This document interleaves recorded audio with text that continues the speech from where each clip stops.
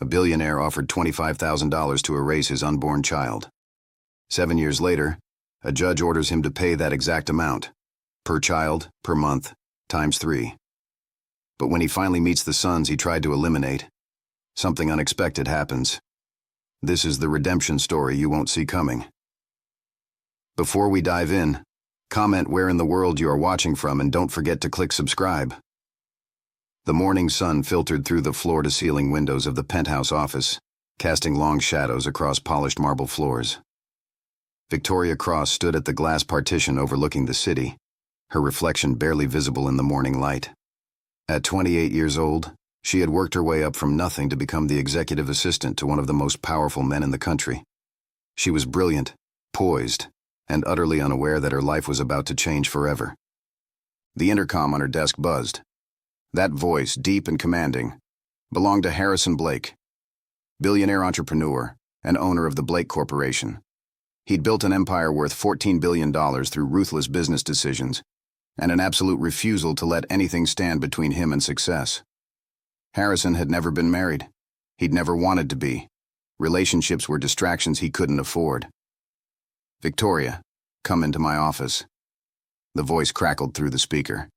She smoothed her charcoal gray dress, grabbed her tablet, and made her way through the executive suite.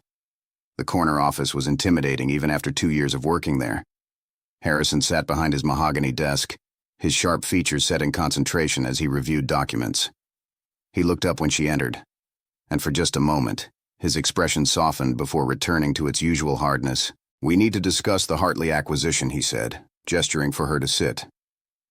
But as Victoria settled into the chair across from him, something shifted in his demeanor.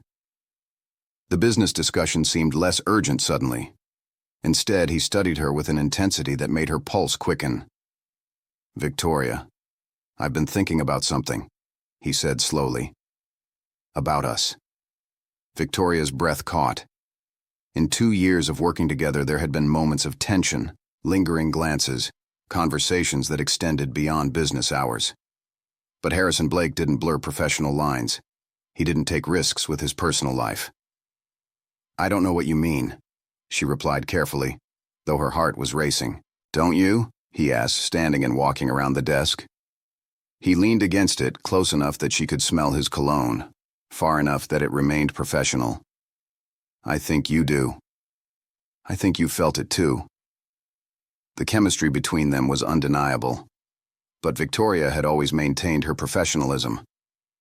"This is inappropriate," she said, though her voice lacked conviction. "Maybe," Harrison replied, "but I've never been one to ignore what I want." He reached out and brushed a strand of hair from her face. "I want you, Victoria. Not as my assistant. As my lover." Victoria should have refused. She knew the complications that would follow. She knew the risks. But when Harrison Blake looked at her that way, with those intense gray eyes, rational thought became impossible. 3 months later, Victoria lay in the bathroom of her apartment, staring at the 2 pink lines on the pregnancy test. Her hands trembled as she picked it up, as if holding it more firmly would change the result. It didn't. She was pregnant. The pregnancy test seemed to mock her with its certainty. She'd been careful. They'd been careful. Yet here she was, carrying the child of one of the most powerful men in America, and she had no idea how he would react. When she told him, they were in his penthouse. She'd asked him to leave work early, which immediately put him on alert. Harrison Blake didn't leave work early for anyone. He sat on his leather sofa, the city lights twinkling behind him like diamonds scattered across black velvet, and listened as Victoria explained. The color drained from his face as she spoke. "You're certain?" he asked, his voice carefully controlled. "As certain as a pregnancy test can be," Victoria replied. She'd done 3 of them just to be absolutely sure. Harrison stood and walked to the window, his jaw clenching visibly. "This isn't part of my plan," he said quietly, and something in those words broke Victoria's heart. "I'm not asking you to be part of a plan," she replied, her voice trembling. "I'm telling you, I'm pregnant with your child. Our child." Harrison turned to face her, and his expression was cold in a way she'd never seen before. He walked to a safe behind a painting, punched in a code, and retrieved a checkbook. He sat at his desk and began writing, his movements precise and deliberate. When he tore the check free, he held it out to her. $25,000, he said flatly. Get an abortion. I have no room in my life for a child, Victoria. I have no room for complications. I've spent 10 years building this empire, and I'm not about to let anything jeopardize it. Victoria stared at the check, unable to believe what she was hearing. You want to pay me to get rid of our baby? She whispered. I want to move forward with my life without this entanglement, he corrected. And I'm offering you compensation for ending this situation. Victoria took the check with shaking hands. Tears began streaming down her face. You think money solves everything, she said, her voice breaking. You think you can just buy your way out of responsibility. I think I'm being practical, Harrison replied coldly. Women have abortions every day. It's not a big deal. It's your choice, Victoria. But choose wisely. If you decide to have this baby, you need to understand that I want no part in it. No involvement. No financial support beyond what the law requires. And my lawyers will ensure that my relationship to this child remains confidential. The last thing my corporation needs is the distraction of a bastard child. The word hung in the air like a physical force. Bastard. That's what he would call their child. That's what his lawyers would ensure the world never knew. Victoria walked out of his penthouse that night with the check still in her hand, and a decision already forming in her heart. She would not have an abortion. She would have this baby, and she would do it alone if she had to. 7 years passed. Victoria had left the Blake Corporation and worked multiple jobs while carrying her pregnancy to term. She'd been careful to hide her condition from Harrison, using the money he'd offered for the abortion to rent a small apartment and prepare for motherhood. Her family had been supportive when she finally told them. Her mother, Patricia, had immediately moved in to help when the babies came. Yes, babies. Plural. The doctors had told her she was carrying triplets at her 6-month checkup. 3 babies. 3 identical boys. Though how identical triplets could emerge from a single pregnancy was something Victoria had read about obsessively. Marcus, Daniel, and James Blake were born on a cold February morning. They were perfect tiny miracles with her dark brown skin, and to her shock, features that clearly echoed their father's sharp jawline and light gray-green eyes. For 7 years, Victoria had raised her 3 sons on her own. She worked as a freelance consultant, taking on projects she could manage around the boys' schedules. Her mother helped tremendously, watching the children during the day while Victoria worked. The boys thrived. They were intelligent, creative, and utterly unaware that their father was one of the wealthiest men in the country. Victoria had never told Harrison about the triplets. After his cold rejection of her pregnancy, after his offer to pay her to end it, she'd decided that he'd forfeited his right to know. He'd made his choice when he'd offered her $25,000. She'd made hers when she'd torn that check in half. But secrets, Victoria had learned, never stayed hidden forever. The revelation came on an ordinary Tuesday afternoon when Marcus, Daniel, and James were in 2nd grade. Victoria was working from her small home office when her phone rang. The number was unknown, but she answered it anyway. "This is Detective Raymond Chen with the LAPD," a voice said. "I'm calling regarding an incident involving your sons at their school." Victoria's heart nearly stopped. An incident. She immediately thought of bullying, of accidents, of 100 terrifying possibilities. "What happened?" she demanded, already standing and reaching for her car keys. "There's been a small altercation at the school," Detective Chen explained. "Nothing serious, but during the incident, one of your sons mentioned a name that came to our attention. He said his father was Harrison Blake." The blood drained from Victoria's face. "What kind of altercation?" she asked, trying to focus on the present problem even as her mind spiraled. "Your sons got into an argument with another student. The other boy was making derogatory comments. Your sons defended themselves, but there was some pushing involved. The school called the police more as a precaution than anything else. The boy your sons were defending themselves against is the son of David Morrison, a business associate of Harrison Blake's. That's how your son's father's name came up." Victoria didn't know what to say. She thanked the detective and immediately left for the school. By the time she arrived, the boys had been sent home with a stern warning. They sat on the curb outside the school building, looking tired and worried. When they saw their mother, they ran to her, and she held all three of them close, asking them what happened. "The boy was saying mean things about our friend," Marcus explained, his 7-year-old face serious. "He said his family was better than everyone else. He said his dad was a rich businessman, and ours was nobody. We told him our dad was somebody important, too. He called us liars." The boys explained how they'd pushed the other boy, how the other boy had pushed back, and how a teacher had finally separated them. Victoria knelt in front of her sons, studying their faces. They had her eyes, her skin tone, her strength. But they also had their father's determination, his intensity, his refusal to accept injustice. She understood in that moment that denying their paternity to the world was one thing. Denying it to themselves was another. But she also knew that involving Harrison Blake in their lives would be complicated and potentially harmful. That night, after the boys were asleep, Victoria received a phone call from an unknown number. When she answered, a familiar voice made her stomach drop. "Hello, Victoria. It's been a long time." It was Harrison.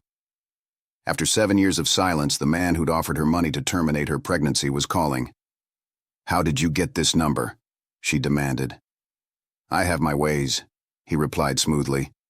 "I heard about an incident at your son's school today, an incident involving children who claimed to be my sons." Victoria's heart pounded in her chest. "Whatever they said," she began, but Harrison interrupted. "3 boys, Victoria. All 7 years old. All born around the time you disappeared from my office. All apparently telling people their father is me." "You told me you wanted nothing to do with this baby," Victoria spat, her voice shaking with years of suppressed anger. "You offered me money to get rid of the pregnancy.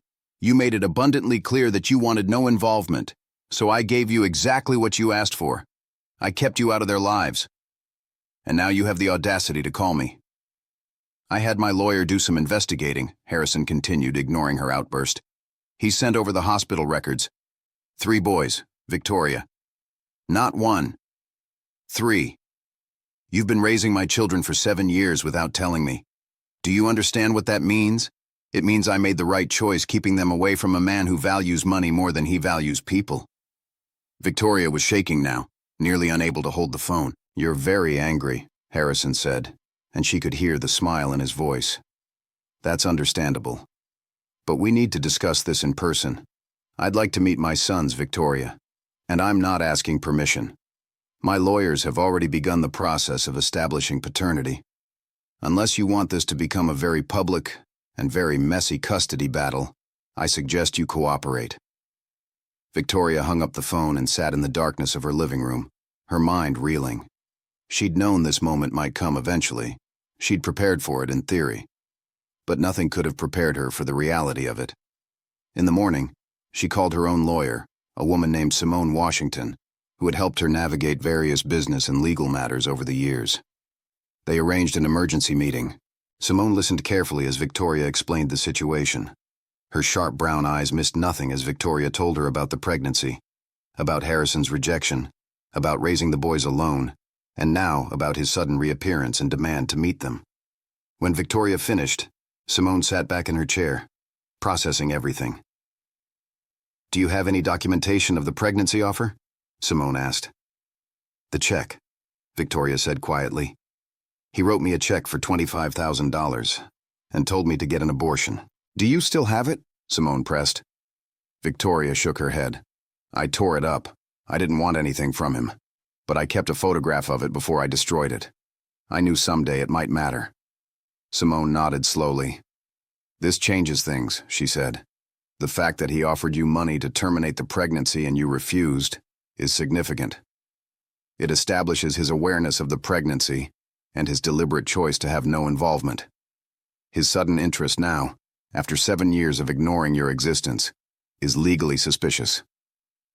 "What can I do?" Victoria asked desperately. "Right now, nothing officially. But let me send him a letter establishing that you acknowledge his biological connection to the children, but that you are requesting a formal custody and support agreement before any contact takes place. We need to protect your sons," Simone said firmly. "This man abandoned them before they were even born. He doesn't get to waltz back into their lives without consequences. The letter was sent that afternoon. Harrison's response came back within hours, not through lawyers, but through a direct call to Victoria. He was furious. "How dare you demand money before I see my own children?" he shouted into the phone. "I'm their father. I have rights. You don't get to dictate terms to me." "I'm dictating exactly what you deserve," Victoria replied coldly. "You offered me money to erase them. You made it very clear that you wanted nothing to do with them. And now suddenly you're interested. I'm protecting my children from a man who has shown them nothing but abandonment and contempt. If you want a relationship with Marcus, Daniel, and James, you will go through my lawyer, and you will agree to support them financially and legally." "Fine," Harrison snapped. "Whatever your demands are, I'll meet them. But know this, Victoria, I always get what I want. And I want my sons." The line went dead. Victoria sat in the silence of her home, listening to her sons playing in the other room, and understood that their lives were about to change in ways she couldn't control or predict. Over the next several months, negotiations between Victoria's lawyer and Harrison's team became increasingly contentious. Harrison wanted full custody. Victoria refused. Harrison wanted unlimited access. Victoria insisted on supervised visits until the boys were comfortable with him. The fight became about principle, about power, about a man used to getting his way coming up against a woman who had absolutely nothing left to lose. The court date was set for November. Judge Patricia Williams, a woman with 30 years of experience in family law and a reputation for making decisions based solely on the best interest of children, would ultimately decide how much access Harrison Blake would have to his biological sons. Both sides prepared their cases meticulously. Victoria documented every moment of the boys' lives that Harrison had missed. First words, first steps, first days of school, skinned knees, bedtime stories, Christmas mornings. Harrison, meanwhile, hired the best lawyers money could buy. He prepared a case based on his financial ability to provide for the children, his resources, his power. He seemed to believe that money would translate into custody, that his wealth was automatically superior to Victoria's love and dedication. The night before the hearing, Victoria sat on the edge of her bed, unable to sleep. She thought about that morning 7 years ago, when she'd looked at 2 pink lines and known her life had changed forever. She thought about every moment since then, the struggles and the joys, the sleepless nights and the unconditional love. Whatever happened in that courtroom tomorrow, she knew one thing with absolute certainty. She would fight with everything she had to protect her sons. The courthouse was imposing, all gray marble and sharp angles. Victoria walked through the doors with her lawyer, her mother by her side for support. The boys were with her mother's friend for the day. They would not be in the courtroom. This hearing was about the adults, about legalities and custody agreements and financial obligations. Victoria took her seat at the table, acutely aware of Harrison sitting across the room, looking as confident and powerful as he had in that penthouse office 7 years ago. Judge Williams entered, and the courtroom fell silent. She was a tall woman with dark skin and gray streaking her hair, and her eyes were sharp as they scanned the room, taking in the 2 parties before her. She settled behind her bench and reviewed her notes for several minutes before looking up. "We are here today to establish paternity and custody arrangements regarding 3 male children born to Ms. Victoria Cross on February 14th, 7 years ago, the judge announced. The alleged biological father, Mr. Harrison Blake, is seeking involvement in the children's lives and requesting joint custody. What followed was hours of testimony. Victoria spoke about her pregnancy, about raising the children alone, about their needs and their routines and their emotional well-being. She spoke about Harrison's offer of money to terminate the pregnancy, about his explicit statement that he wanted nothing to do with the child. She held up the photograph of the check for $25,000. Harrison's lawyers argued that he was a different man now, that he wanted to be involved in his sons' lives, that his financial resources could provide opportunities the boys would never have with their mother alone. They painted a picture of a man who had simply made a mistake years ago and was now willing to correct it. They suggested that Victoria was being vindictive, that she was denying a father access to his biological sons out of spite. Judge Williams listened to it all with an expression that gave nothing away. Then it was her turn to speak. She looked directly at Harrison, her gaze unwavering. "Mr. Blake, You were presented with knowledge of your biological children before they were born. You were given the opportunity to be involved. Instead, you chose to offer the mother a sum of money to terminate the pregnancy. You explicitly stated that you wanted no involvement. You have provided no financial support for these children in 7 years. You have made no attempt to contact the mother or the children. You have simply disappeared. Then, when these children were discovered to exist, you attempted to acquire them as if they were a business acquisition, approaching with lawyers and demands for custody, attempting to impose your will, rather than considering what these children actually need. Judge Williams leaned back in her chair. I have listened to evidence regarding the character and capability of both parents. I have reviewed the medical records, the school records, and the testimony of those who know these children. My decision is as follows, Judge Williams announced. Paternity is hereby established. Mr. Blake is the biological father of Marcus Blake, Daniel Blake, and James Blake. However, custody will remain primarily with Miss Cross. Mr. Blake will have supervised visitation, beginning with 2 hours per week for the first 3 months, increasing only if and when the children express comfort with the arrangement. The judge continued, laying out her reasoning with precision and clarity. A child's welfare depends on stability, consistency, and the presence of a parent who has demonstrated commitment over time. Ms. Cross has demonstrated this commitment. Mr. Blake has not. While I do not doubt that Mr. Blake may develop genuine feelings for these children, the best interests of the children require that any involvement on his part be gradual and carefully monitored. Additionally, Judge Williams said, looking directly at Harrison, you will provide child support in the amount of $25,000 per month per child. This is not a punishment, Mr. Blake. This is the financial obligation of a biological parent who chose to deny these children his involvement and support. You offered the mother this amount to prevent their existence. I find it appropriate that you now provide it to ensure their well-being. Harrison visibly flinched. $25,000 per month per child, he repeated, as if unable to believe what he'd heard. That's $75,000 every month. Yes, Judge Williams confirmed. It is exactly the amount you offered to erase these children before they were born. There is a certain poetic justice in the universe, is there not? Victoria felt tears streaming down her face. But they were not tears of joy. They were tears of complicated emotions. Relief that her sons would remain with her. Vindication that her choice to have them had been validated. But also something more complex. A recognition that even in victory, the children had been harmed by their father's initial rejection, and no amount of money could fully compensate for that harm. As the courtroom emptied, Harrison approached Victoria with his lawyers trailing behind. I will fight this, he said, his voice low and dangerous. I will appeal. I will hire the best lawyers in the country. I will not be humiliated by some judge's decision. Victoria looked at him, and she saw not the powerful billionaire before her, but the man she'd known years ago, the one incapable of seeing human beings as anything more than obstacles or acquisitions.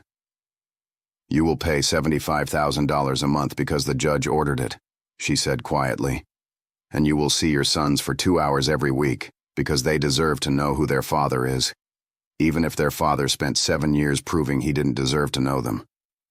Your money and your lawyers won't change the fact that you offered to erase 3 lives before they even had a chance to live. That's something you're going to have to live with. Victoria walked out of the courthouse with her head held high, her lawyer beside her and her mother waiting with the boys. When she arrived at her mother's car, her 3 sons ran to her, unaware of the drama that had just unfolded in their names. She held them close, feeling their small bodies against hers, and made a silent promise to them. Whatever happens next, whatever involvement their father chooses to have in their lives, she would protect them. She would love them. She would raise them to understand their own worth, regardless of whether Harrison Blake ever fully did. The court hearing had concluded, but the real test was just beginning. In 7 days, Harrison Blake would see his biological sons for the first time in their lives. He would look into faces that bore his features but not his character. He would attempt to build a relationship with 3 children who had learned from their mother that love and commitment meant showing up every single day. For Victoria, the challenges were far from over. The victory in the courtroom was just the beginning of a much longer journey, one where a father's redemption and children's well-being would be constantly tested against each other. 7 days later, Harrison Blake sat in the supervised visitation room at the Family Services Center, his expensive suit suddenly feeling like a straitjacket. He'd built an empire, negotiated billion-dollar deals, and commanded rooms full of executives without hesitation. Yet his hands trembled as he waited for his 3 biological sons to enter for the first time in their lives. He looked at his reflection in the observation window and barely recognized himself. For the first time in his career, he was genuinely afraid. The door opened. Victoria entered with Marcus, Daniel, and James walking between her. The boys stopped short when they saw Harrison, studying him with the careful observation that only children possessed. They had his eyes, his jawline, his hair color. But they also had something else entirely, something he didn't immediately recognize. They had their mother's dignity, her strength, her quiet certainty. They looked at him without fear, but also without the enthusiasm a father might hope for. "Boys, this is your father," Victoria said, her voice steady and calm. "Harrison, these are your sons, Marcus, Daniel, and James." Harrison stood, suddenly unsure what to do with his hands. He looked at the boys, trying to memorize every detail. They were beautiful, perfect, and completely unfamiliar to him. "Hello," he said, his voice rough. "It's very nice to meet you." The boys exchanged glances, a silent communication that reminded Harrison painfully of how little he knew them. They'd had 7 years to develop that language with each other and their mother. They had 7 years of memories, inside jokes, shared experiences. He had nothing. He was a stranger wearing their father's face. "Are you really our dad?" James asked, the smallest of the 3 by perhaps half an inch. "Yes," Harrison replied. "I'm your biological father." That's what the court decided. The boys didn't seem particularly impressed by this announcement. They glanced at their mother, seemingly unsure whether they should sit down or shake his hand or do something else entirely. Victoria guided the boys toward a small table where coloring books and toys had been arranged. "Why don't you boys draw something while you visit?" she suggested, settling into a chair where she could see Harrison and the children clearly. The supervised visitation requirement meant she would monitor every moment, every word, every interaction. For Harrison, it was humbling. For Victoria, it was necessary. The 2 hours that followed were awkward and stilted. Harrison tried to engage the boys, asking them questions about school and their interests. They answered politely but briefly, providing the minimum information necessary before returning to their coloring. They didn't ask him questions. They didn't seek his approval or attention. They simply existed in his presence, with the courtesy they'd clearly been taught to show to strangers. When the visit ended, the boys stood up without apparent reluctance to leave. They didn't hug Harrison. They didn't ask when they would see him again. They simply took their mother's hands and walked out of the room as if they were leaving any other ordinary appointment. Victoria paused at the door, meeting Harrison's eyes for just a moment, before following them out. Harrison sat alone in the visitation room, stunned by the realization that these were his children, yet he was utterly invisible to them. They didn't know him. They didn't love him. They didn't even particularly like him. He understood in that moment what he'd lost by walking away from Victoria 7 years ago. He'd lost the opportunity to be a father. He'd lost the chance to be someone important in these 3 lives. And now he would have to earn what he'd thrown away. Over the following weeks, Harrison began to show up. 2 hours every week became his most important appointment. He couldn't reschedule them, couldn't delegate them, couldn't hide behind his lawyers or his wealth. He simply had to be present. And gradually, almost imperceptibly at first, things began to shift. The boys started asking him questions. They wanted to know what he did for work. They asked why his penthouse had so many floors. They seemed curious about him in the way that only children could be. 6 weeks into the visitations, Marcus asked Harrison if he had any hobbies. The question stopped him cold. Hobbies. He couldn't remember having hobbies. He'd been so focused on his empire that he'd forgotten how to do anything that didn't generate wealth or power. "I used to like to build things," he found himself saying. "When I was younger, before I was focused on business. The boys seemed interested in this, and in that moment, Harrison made a decision. He would take them to a maker's workshop the following week. They would build something together. Victoria watched from across the room, her expression unreadable. But Harrison caught something in her eyes, the smallest flicker of something that might have been approval. He was doing better. He was trying. And for the first time, that felt like it might be enough. Over the next few months, Harrison made changes to his life that seemed impossible just weeks before. He stepped back from day-to-day operations at his company, appointing a CEO who was fully capable of managing the corporation. For the first time in his career, work was not his primary focus. His sons were. He took them to museums and parks. He attended their school events with Victoria. He listened to them talk about their dreams and their fears. Daniel wanted to be a scientist. James was fascinated by art. Marcus dreamed of becoming a teacher. Harrison found himself investing in these dreams, not with money, but with his time and attention. He helped Daniel with science projects. He took James to galleries and taught him about famous artists. He quizzed Marcus on historical facts for his class presentation.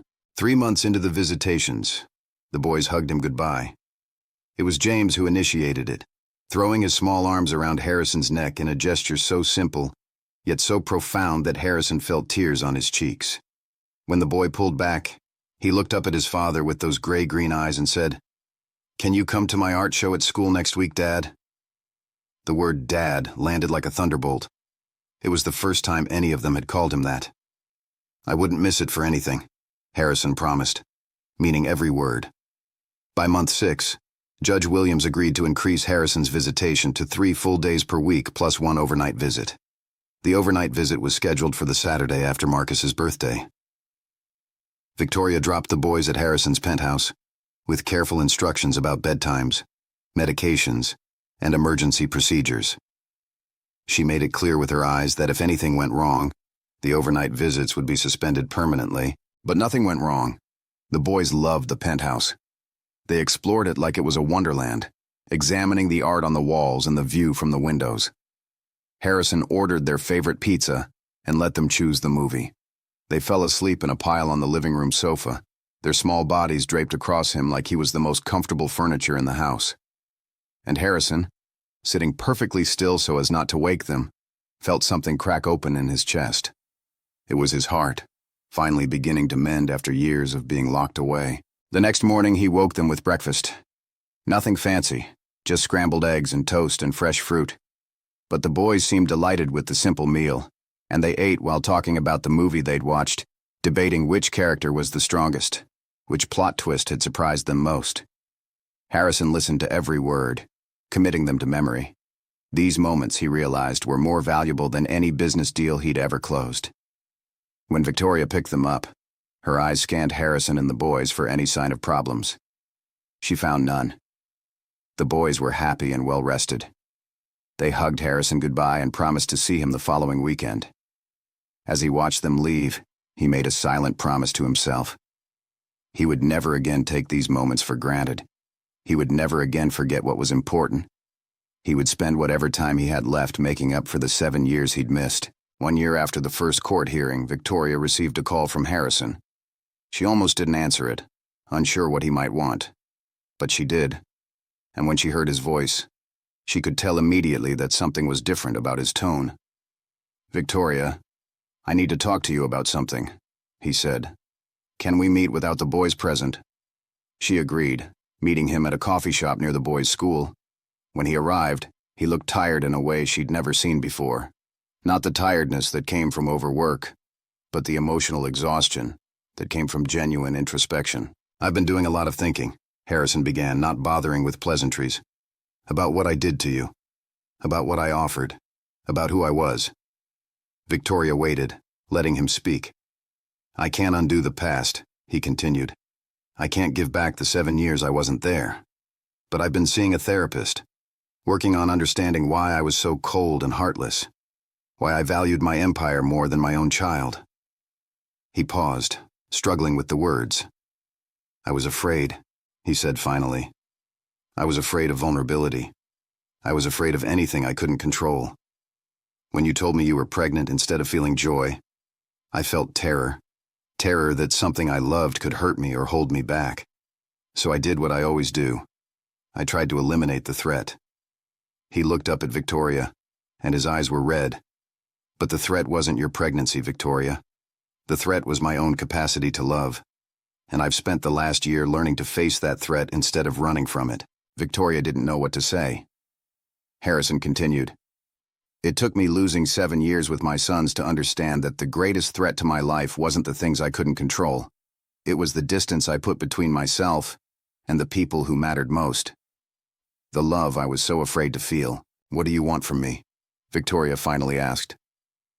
Nothing, Harrison replied. I just wanted you to know that I understand now. I understand what I asked you to give up. And I understand what you chose to give instead. Not just to yourself, but to our sons. You gave them a mother who loved them enough to sacrifice everything. That was extraordinary. You were extraordinary. And I was a fool. The coffee shop was crowded with people going about their ordinary lives, unaware of the extraordinary conversation happening at the small table in the corner. Victoria felt something shift inside her. Not forgiveness exactly. Not yet. But the beginning of understanding that people could change if they truly wanted to. That growth was possible even for someone as damaged as Harrison Blake had been. I'm not going to pretend that everything is fine now, Victoria said carefully. What you did affected me deeply. It affected my sons. But I can see that you're trying, and that matters. For the boy's sake, that matters. I know it's not enough, Harrison said, but I want to keep trying. I want to be a father to my sons. A real father, not just a man who pays support and shows up for scheduled visits. I want them to know that they matter more to me than anything else. Over the next year, Harrison continued therapy and made genuine changes to his life. He became more involved in the boys' lives in meaningful ways. He attended all of their school events. He helped with homework. He taught them to ride bikes and to swim.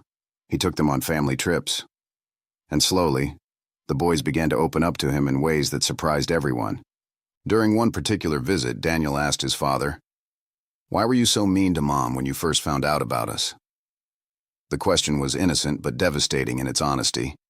Harrison sat down with his son and gave him an answer that was both truthful and age-appropriate. I was scared, he told Daniel. I was scared of many things. I was scared of change and responsibility, and especially of love. When your mother told me about you and your brothers, instead of being happy, I was afraid. And when I was afraid, I did something very wrong. I offered her money to make the problem go away, but your mother was braver than me. She decided to have you anyway, to love you anyway. And I've spent every day since then trying to be brave enough to match her courage. Daniel absorbed this thoughtfully. Does this mean you weren't a good person before? He asked. It means I wasn't being my best self, Harrison corrected. And sometimes it takes a long time to figure out how to be better. But I'm trying now. For you and your brothers. And for your mother. 2 years after the initial court decision, Harrison did something no one expected. He called a press conference. Victoria watched from home, confused about what he might be announcing. When he stepped up to the microphone, her confusion only deepened. I'm here to tell you about a significant portion of my wealth that I'm committing to children's services and family support programs, Harrison announced to the gathered media.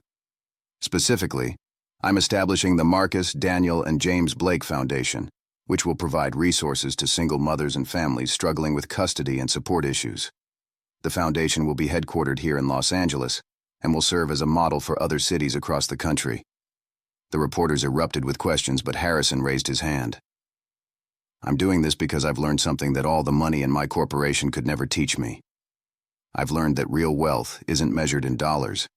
It's measured in the moments you share with the people you love. I spent 7 years accumulating more wealth while my 3 sons were accumulating memories without me. I want to use my resources to help other families avoid that same tragedy. When asked why he was making this announcement now, Harrison didn't hesitate. Because my children deserve a father who is more than just a bank account. Because my ex-partner Victoria deserves recognition for the extraordinary job she did raising our boys alone. And because I want the world to know that the greatest investment anyone can make is in the people they love. That night, Victoria let herself cry. Not tears of anger or pain, but tears of relief. She could see now that Harrison was genuinely changing, that he wasn't just going through the motions of being a father, he was actually becoming one. 2 more years passed. The boys were now 12 years old, and Harrison had become a fundamental part of their lives. He wasn't perfect. There were still moments of tension, still things that needed to be worked through. But he showed up. He stayed consistent. He loved them with a love that was no longer complicated by his own fear. Victoria and Harrison's relationship had also evolved. They weren't romantic partners, and they never would be again. But they were co-parents, colleagues of sorts, united in their commitment to their sons. And somewhere along the way, they developed a genuine friendship built on mutual respect and shared history. It was during the boys' 12th birthday party, celebrated at a park with both their parents present, that Victoria found herself standing alone with Harrison for a moment while the boys played with their friends. "They're incredible, aren't they?" Harrison said, watching Marcus teach some younger children a game. "When I think about how close I came to never knowing them." He didn't finish the sentence, but he didn't need to. "They survived me," Victoria replied quietly. "They survived not having you at first, and they survived you eventually showing up. They learned that people can change. That's a valuable lesson to learn young." "I know I don't say it enough," Harrison said, turning to face her, "but I'm grateful. To you. For choosing to have them. For raising them the way you did. For being strong enough to protect them from me when I didn't know how to protect them for myself." Victoria smiled. "I'm grateful too. For your patience. For your genuine effort to be better. And mostly for finally understanding that these 3 boys are worth more than all of your billions." Harrison laughed, a genuine sound that Victoria hadn't heard from him in their early years together. "You're right. They are. And you know what the funny thing is? Now that I've finally figured that out, my life is worth more too. I'm worth more. Because I'm finally living for something besides myself." As the years continued to unfold, Harrison became more than just a father to Marcus, Daniel, and James. He became their mentor, their confidant, their hero. The boy who'd heard his father was someone important finally got to understand what that really meant. Not that he was rich or powerful, but that he was present. He was engaged. He was committed to being the best version of himself. When the boys graduated from high school, Harrison was there in the front row, tears streaming down his face as he watched each of them receive their diploma. Victoria sat beside him, and their hands found each other without conscious thought, a gesture of unity and shared pride in what their sons had become. Daniel was accepted to Stanford to study environmental science.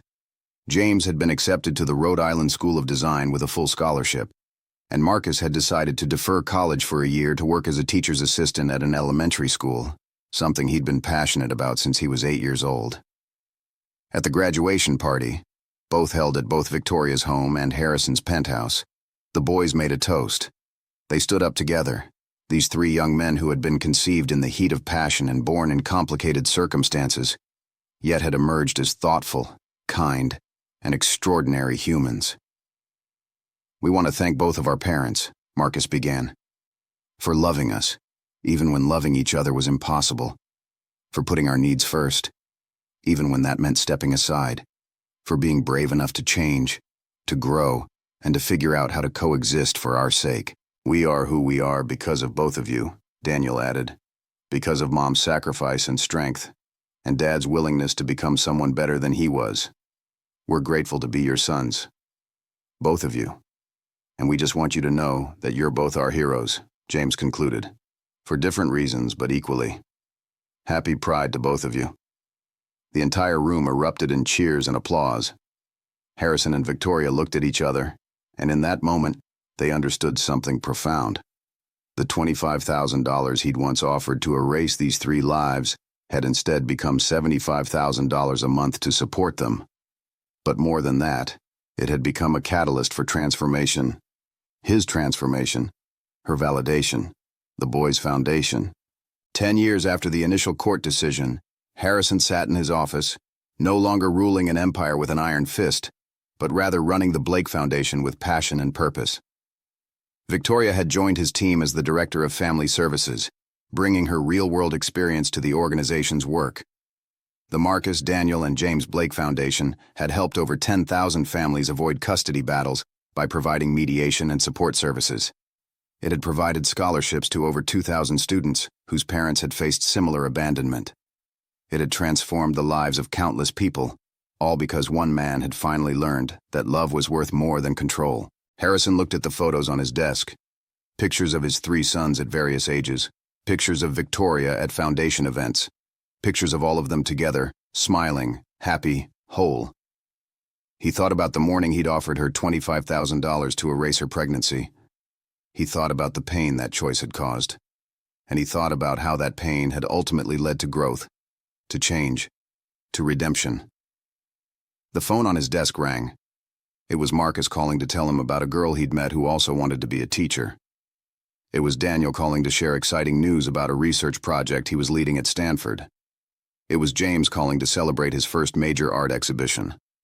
And every call was a reminder of what he would have lost if Victoria hadn't been strong enough to tear up that check. Victoria entered his office without knocking, something she did easily now as his colleague and friend. "Did you see the latest foundation numbers?" she asked, placing a folder on his desk. "We've exceeded our annual goals by 30%. More families are seeking our services, more children are being protected, more mothers are being supported." Harrison nodded, but his eyes were on Victoria's face. "Do you ever regret it?" he asked suddenly. "Regret what?" she replied. "Raising the boys alone all those years, having to fight me for custody, having your privacy invaded by lawyers and courts." Victoria considered the question seriously. "No," she said finally. "I don't regret any of it. It made me strong. It made me their mother in the truest sense of the word. And it led to this. To the foundation. To helping other families. To watching you become someone worthy of being their father." The sun was setting outside Harrison's office windows, painting the city in shades of gold and amber. He thought about how far they'd all come from that cold penthouse office where he'd made his terrible offer. He thought about second chances and redemption, and the power of love to transform even the most broken people. The greatest investment he'd ever made wasn't his corporation, or his wealth, or any of the business deals he'd closed over his lifetime. It was the decision to show up for his sons. It was the willingness to be vulnerable. It was choosing love over pride. As Victoria left his office and he returned to his work for the foundation, Harrison understood something fundamental. The money he paid in child support wasn't a burden. It was a blessing, because it had led him to his sons, and his sons had led him home to himself. 15 years after that fateful court decision, Marcus, Daniel, and James Blake were men. They had careers they were passionate about. They had lives that mattered. And at the center of those lives were 2 parents who, despite their complicated history, had learned to work together for their sons' sake. On the day of James's first major art exhibition, the whole family gathered. Harrison and Victoria stood side by side, watching their 3 sons circulate through the gallery, pointing out various pieces to friends and family members. The contrast between them was striking. Victoria, warm and encouraging, clearly proud of her son's accomplishments. Harrison, quiet and reflective, understanding that this moment represented everything he'd gained by choosing to change. "Do you know what I realized today?" Victoria said softly. "What's that?" Harrison replied. "I realized that what started as the worst day of my life actually turned out to be a blessing. That moment in your office when you offered me that money, it could have broken me. Instead, it made me fight harder. It made me stronger. It made me a better mother. And it made me a better man," Harrison added, "because I had to face the consequences of who I was. I had to see my own capacity for cruelty reflected in your strength, and your refusal to be broken by it. I had to become someone worthy of knowing my own children." The boys came over, asking their parents to look at a particular painting James had created. It was a family portrait, rendered in abstract brushstrokes and bold colors. In it, 3 figures of different shades stood beside a man and a woman who weren't holding hands, but whose connection was undeniable and profound. Above them, the sun was breaking through storm clouds. "It's beautiful," Victoria whispered. "What does it mean?" Harrison asked his son. "It means that family isn't perfect," James explained. "It means that people can hurt each other and then heal. It means that from the hardest moments the most beautiful things can emerge. It means that love finds a way, even when it seems impossible." As they stood together, looking at the painting that represented their entire journey, Harrison thought about that moment, 15 years ago, when he'd torn a check from his book and handed it to Victoria with cold indifference. He thought about how close he'd come to never knowing these three extraordinary men. He thought about how Victoria's choice to tear up that check had ultimately saved his life as much as it had saved their sons' lives. The greatest lesson he'd learned wasn't about business or power or wealth. It was about the resilience of the human spirit. It was about how one moment of choice could set an entire lifetime in motion. It was about how love, real love, the kind that puts another person's well-being above your own, was the most powerful force in the universe. As the evening progressed and the family celebrated James's success, Harrison found himself at peace in a way he'd never been before. He had his empire, yes, but more importantly, he had his family. He had his sons who looked at him with love and respect. He had Victoria, who had somehow found it in her heart to forgive him, or at least to work with him toward something that looked remarkably like forgiveness. He had a legacy that wasn't measured in dollars, but in lives changed, in families supported, in children protected. And it had all started with a simple act of courage from a woman who'd been offered money to erase her pregnancy, and who'd instead chosen to embrace her motherhood with everything she had. That courage had changed the world, at least for 3 young men and one damaged billionaire who'd finally learned to be human. The story of the $25,000 offer had become something else entirely. It had become a story of redemption. It had become a story of hope. It had become proof that even the worst moments in our lives can be transformed into the best parts of our legacy if we're willing to grow, change, and learn to love. As Victoria caught Harrison's eye across the gallery and smiled, a smile that spoke of years of working through pain and emerging stronger on the other side, he finally understood what it meant to be truly wealthy. It had nothing to do with his corporation or his billions. It was this moment, this family, this love that had been forged in fire and had emerged as something unbreakable and beautiful. The painting James had created would hang in galleries around the world. The foundation Harrison and Victoria had built would help thousands more families. And the 3 boys they'd brought into the world would grow up to make their own mark on the universe. But none of that would have been possible if Victoria hadn't torn up that check.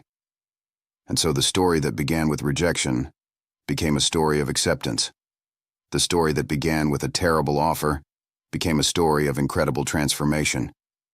The story that began with a man who thought money could solve everything became a story of a man who finally learned that the only thing that matters is love. That was the real legacy. That was the true victory.